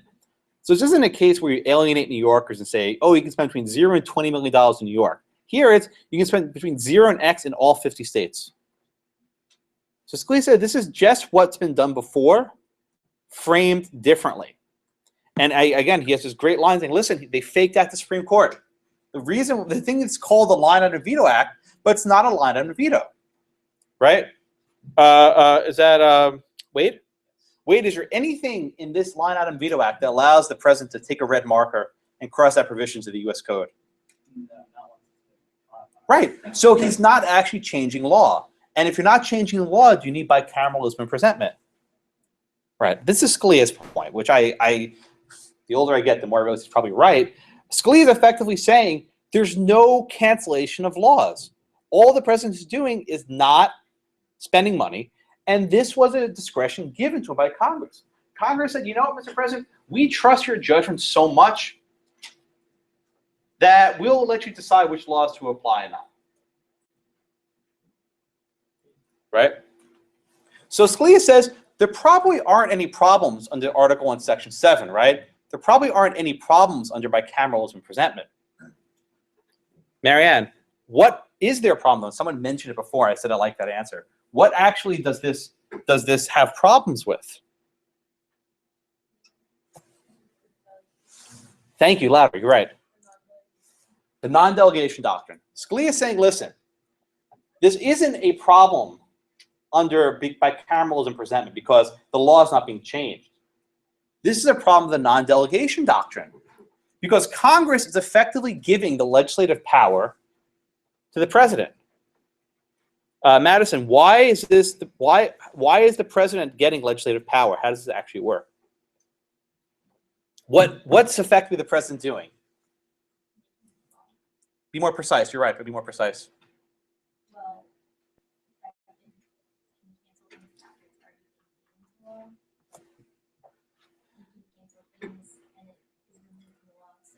Oh, they're not removing from the law. But think about it. What if the president was a member of Congress? That's not possible. But what if the president was a member of Congress and he said, you know what? I don't want to spend that money in New York City. And they said, okay, we'll cross that out. Would you characterize that as a legislative act?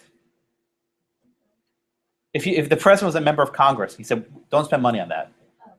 Yes. So think about this, Madison, right? The decision to apply the law here and not apply the law there and spend this, not this.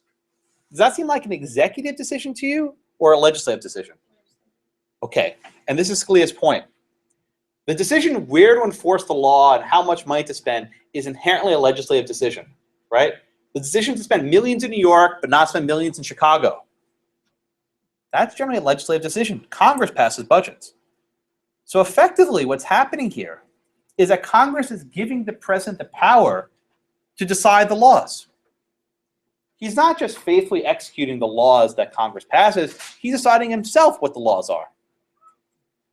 So while it doesn't violate the formalities of Article 1, Section 7, Scalia writes, this is very likely an instance where Congress is delegating the legislative power to Congress. This is a separation of powers issue, not a presentment issue. Everyone see that? The problem here is that Congress is giving too much of its own authority to the president. Everyone see that? And back up top, Daniel. But then why is Scalia in dissent, right? Why does he uphold the constitutionality of this bill if he's saying, listen, there's a separation of powers problem here?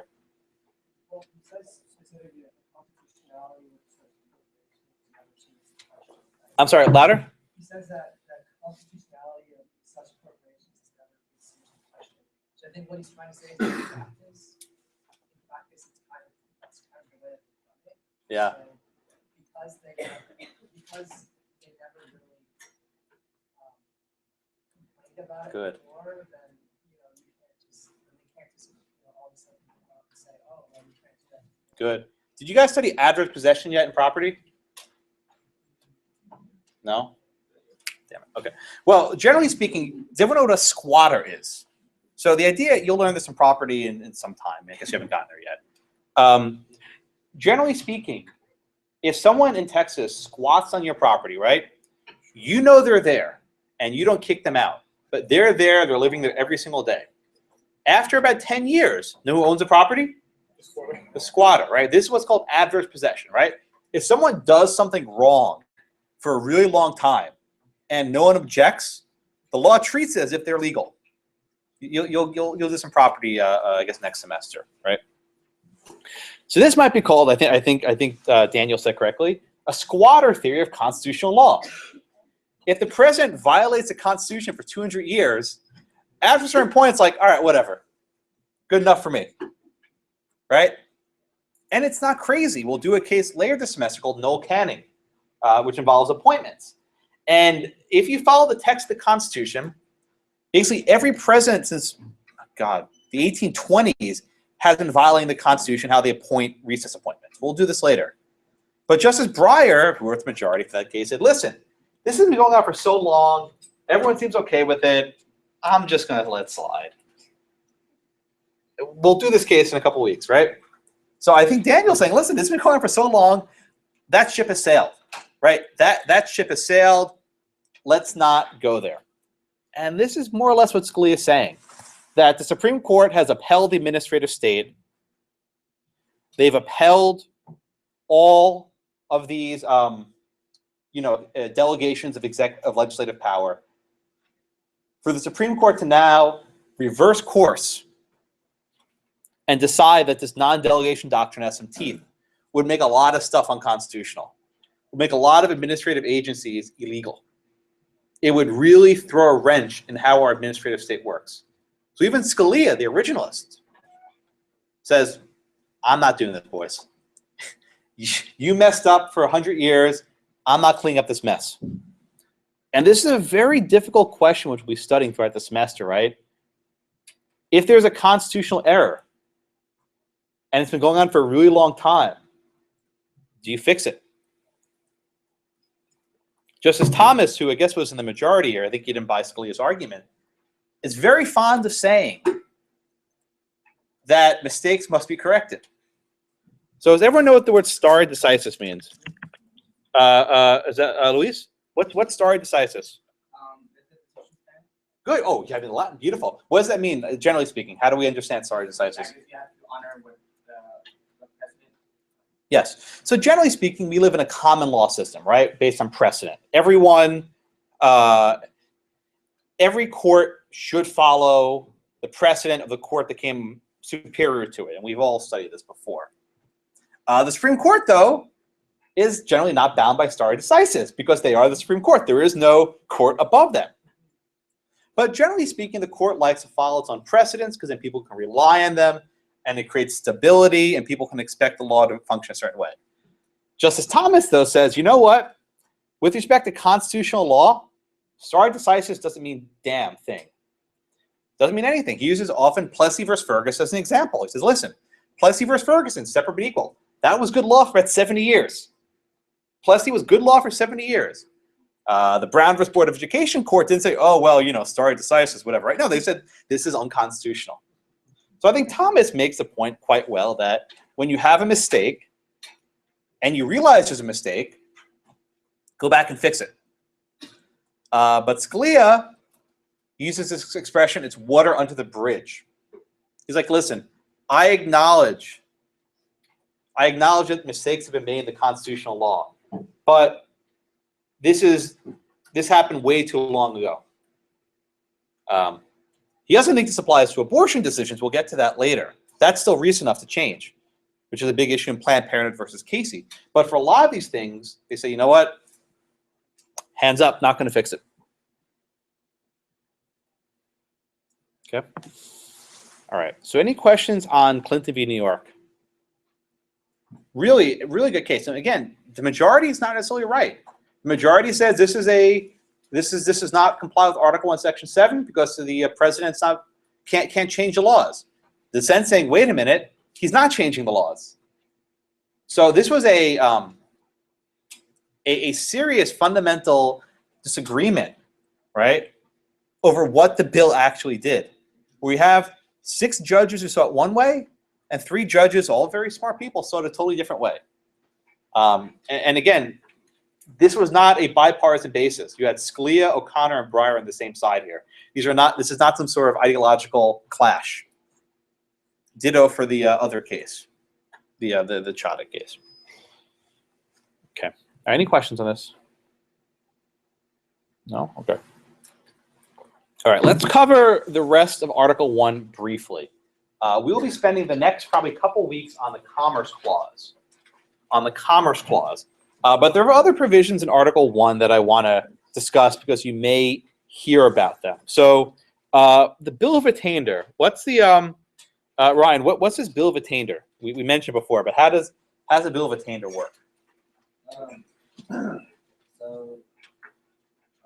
we said earlier, it's a legislative act targeted at one or a few individuals. Present into a crime. Good. Why is this Bill of Attainder, which targets individual people for crimes, why is that such a big problem with respect to the separation of powers? Why is it so problematic? Maybe because it allows a certain branch to, I guess, bully people at their own will whenever they want, whenever they, I guess, see one individual group of people that are doing something they don't particularly agree with. Okay, good. Okay, so back up, Austin. Oh, I get everyone again. Good timing. Why is it so problematic, the separation of powers, when you have a Bill of Attainder? What happens there? Well, it basically circumvents the entire process that's set in place. So basically, like you were saying earlier, Congress essentially becomes the judge, the jury, and the executioner. Exactly. Exactly right. Congress becomes a judge, jury, and executioner, right? So let's think of all the different steps that you have to require for you to be a criminal. Okay? First, House proposes a criminal law. Second, the Senate has to approve of it. Third, the president has to sign into law, right? Fourth, the prosecutor, has to bring charges against you.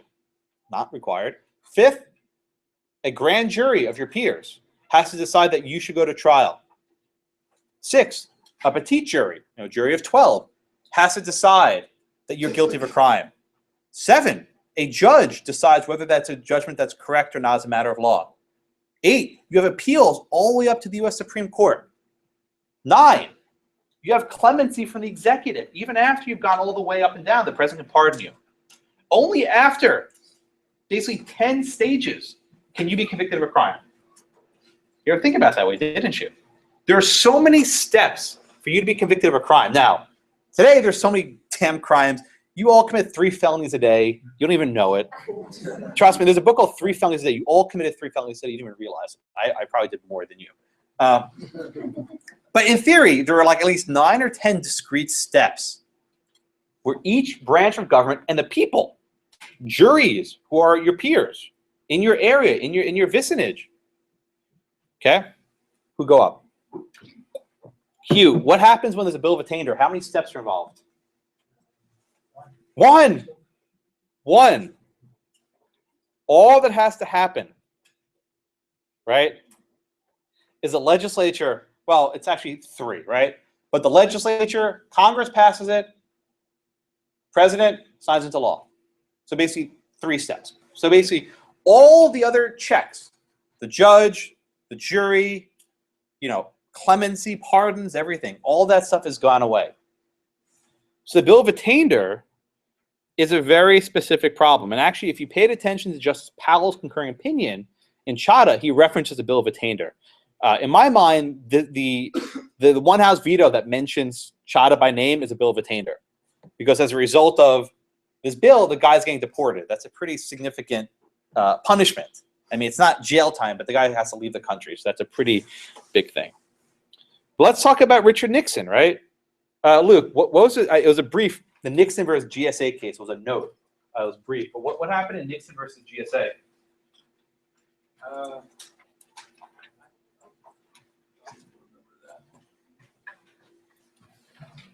Do you have it?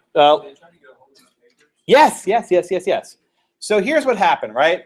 We all know that President Nixon had a number of secret recordings in the White House. No, that's not Nixon.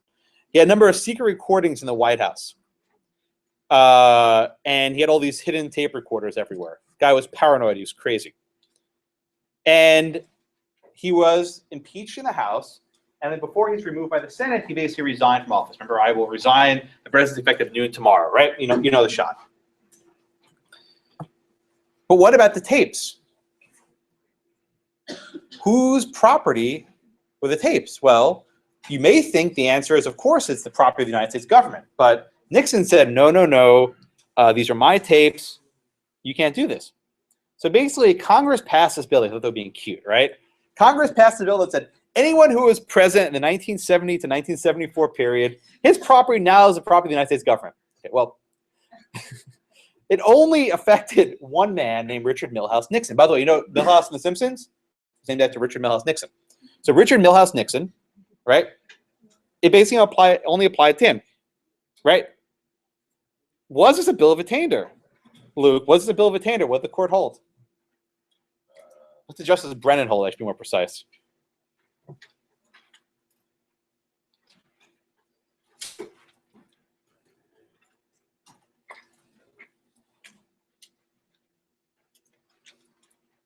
Okay. Wait. Is that Lauren? No, it wasn't, it didn't serve as a variant. What the heck does that mean? Means you can't do whatever you want. Okay. I mean, So the shorter answer is, this was President Nixon. They had to rule against him.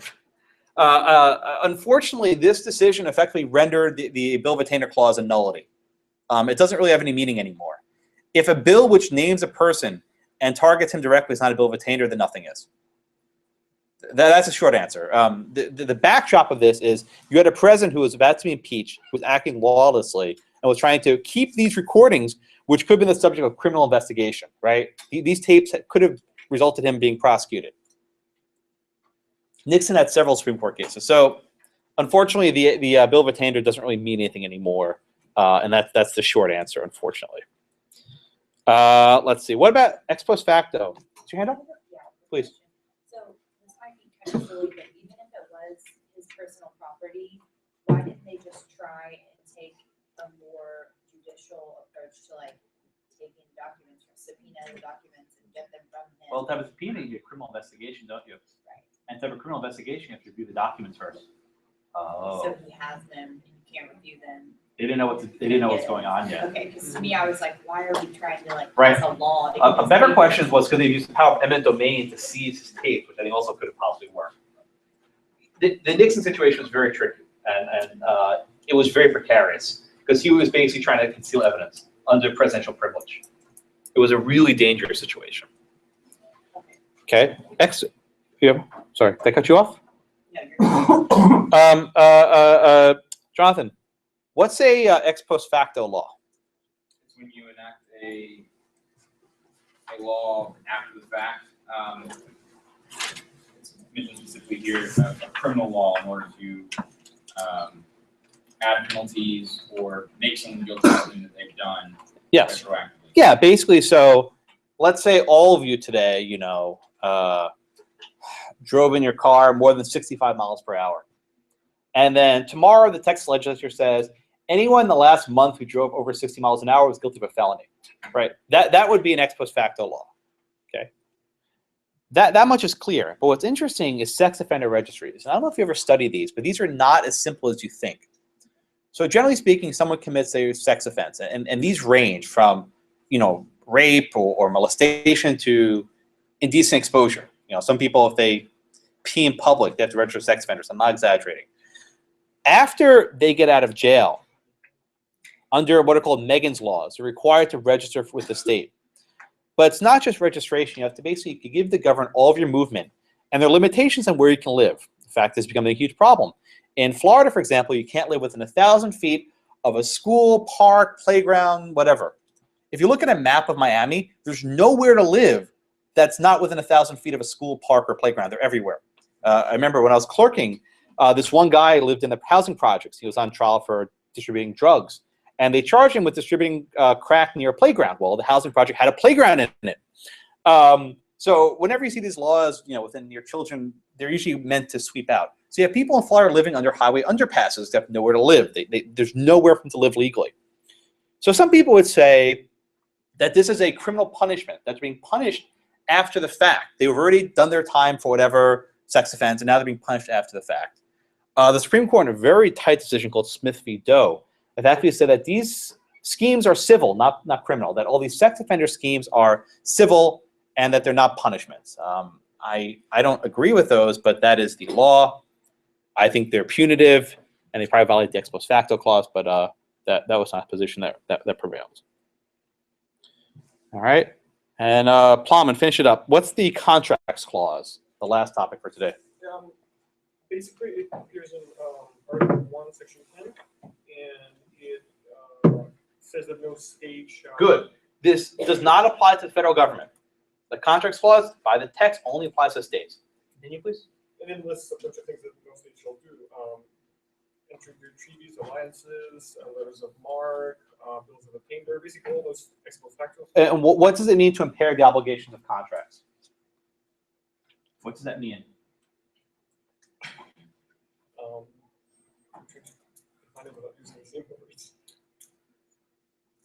What can the state government not do? Impair the federal government's ability to do those things? No. What can the state government not do, Lauren? I make a contract with you, right? I contract with you to provide services for a month, right? The state passed a law saying, you know what? We don't like that contract. You can't enforce that contract anymore. What happens there? They're not allowed to do that. They Yes. can't, they're not supposed to be able to do that. Good, right. So basically says Congress can't block the enforcement of different contracts. So let's make a different deal, right? Michael, let me ask you a question, right? I'm a bank, you're a homeowner, right? I agree to give you some money to put a mortgage on your home. But the agreement says if you don't pay me back the money, I can foreclose your house. Okay? So then say we're in the middle of the Great Depression and all these houses are getting foreclosed. And the state of Minnesota passed a law saying, you know what? We're putting a temporary moratorium on all foreclosings. You cannot foreclose any houses in the next 2 years. Does that state law impair the contract that we signed? Doesn't. The contract we signed says if you don't pay up, I foreclose your house. But is that statute constitutional? Can the state pass a law? Why is it unconstitutional? Yes, you are changing a contract that's already in effect. So the state cannot change a contract that's already in effect. Alas, what did the Supreme Court hold in Home Building Association versus Blaisdell? Anyone? Yes. So apparently our Constitution has an emergency clause, right? In Home Building Association versus Blaisdell, this was a case from 1934. The Supreme Court said that during an emergency like the Great Depression, it's an emergency. Screw the Constitution. I'm only slightly exaggerating. They said, we do not need to respect contracts during an emergency. So effectively, that case eliminated the contracts clause from the Constitution. It doesn't really exist anymore. Sensing a pattern here. The Supreme Court, over the last 2 years, has effectively crossed out various clauses. The contracts clause is gone. The bill of attainder clause is gone. Wait till we get to the 14th Amendment. There's stuff that's gone there, too. Okay, any questions? No? All right, have a wonderful day. I will see you all on Thursday.